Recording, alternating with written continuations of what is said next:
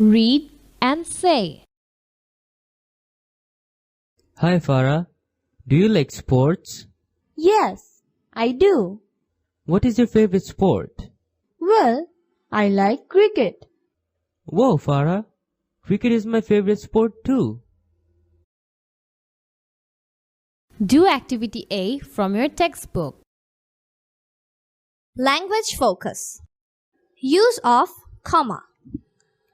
After yes and no in answers to questions and after words like oh and well.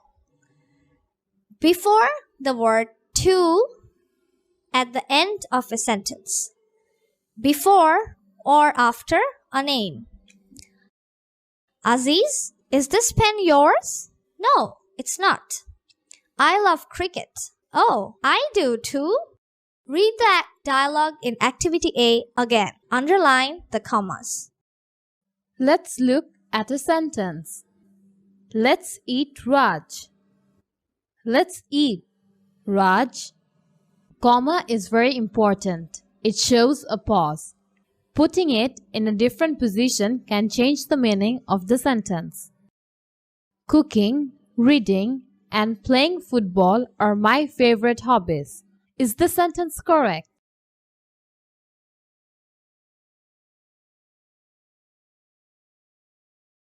Let's see one more sentence.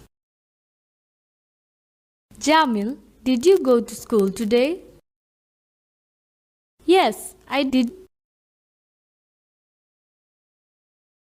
Notice the use of comma after Jamil and yes.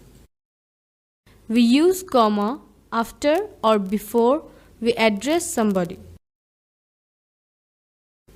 We use commas after words like yes, no, will, but, etc. Let's see another example.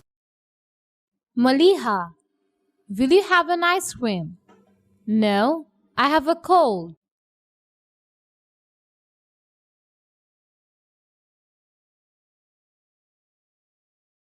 Add commas to the dialogue.